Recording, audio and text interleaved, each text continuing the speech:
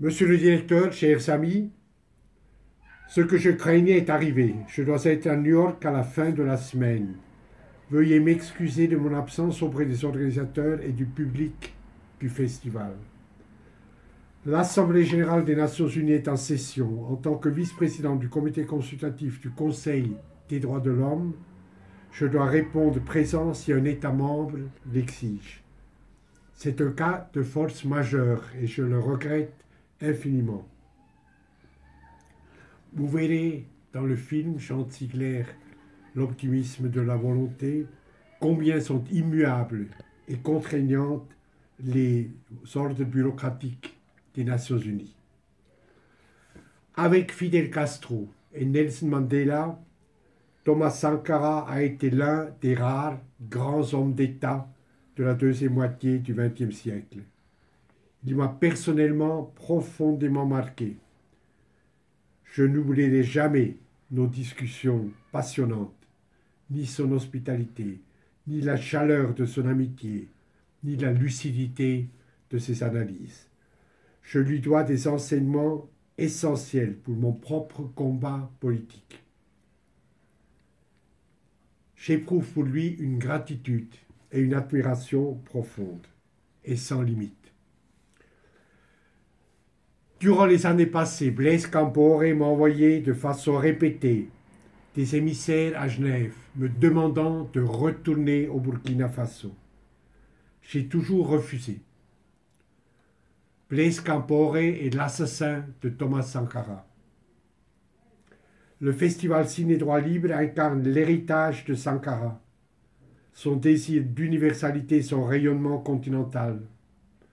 Le 4 octobre 1984, à la 39e session de l'Assemblée générale des Nations unies à New York, Sankara a exprimé magnifiquement à la tribune des Nations unies ce désir d'universalité. Je le cite, « Nous voulons être les héritiers de toutes les révolutions, de toutes les luttes de libération des peuples du tiers-monde. Notre révolution du Burkina Faso est ouverte au malheur de tous les peuples. Elle s'inspire aussi de toutes les expériences des hommes depuis le premier souffle de l'humanité. » Fin de la citation. Le festival Ciné Droit Libre rayonne sur tout le continent africain. C'est pour moi un grand honneur d'en être le parrain. Je vous en suis reconnaissant.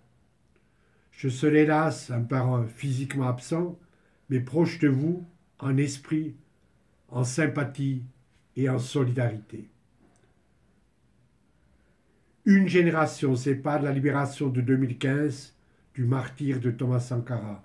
Mais, ô miracle, l'extraordinaire peuple burkinabé a réussi, pendant toutes ces sombres années, à maintenir en vie la flamme et l'espérance de cet homme exceptionnel. Dans vos combats actuels, et votre superbe festival y joue un rôle déterminant, l'esprit de Thomas est présent. Il nourrit votre lutte pour le rétablissement de la démocratie, la justice sociale et l'état de droit. C'est avec un très grand plaisir que je reviendrai au Burkina l'année prochaine. Si sa famille donne son accord, je publierai les lettres si pleines de vie, ironiques, amicales, passionnantes, que Thomas m'a adressées durant plus de 3 ans. Leur publication pourrait être le prétexte de ma visite. Thomas Sankara nous a appris la patience révolutionnaire, la détermination dans le combat. Nikolai Boukharine écrit, je cite, « Les révolutionnaires morts sont comme ces étoiles éteintes. Longtemps après leur disparition, leur lumière nous parvient encore et nous illumine. » Le 21 décembre prochain, Thomas Sankara aurait eu 67 ans. Ma rencontre avec lui a changé ma vie. Je ne l'oublierai jamais. Croyez, monsieur le directeur, chers amis, à ma fraternelle et respectueuse amitié. Vive Thomas Sankara! Vive le merveilleux peuple burkinabé! Vive la solidarité entre les peuples!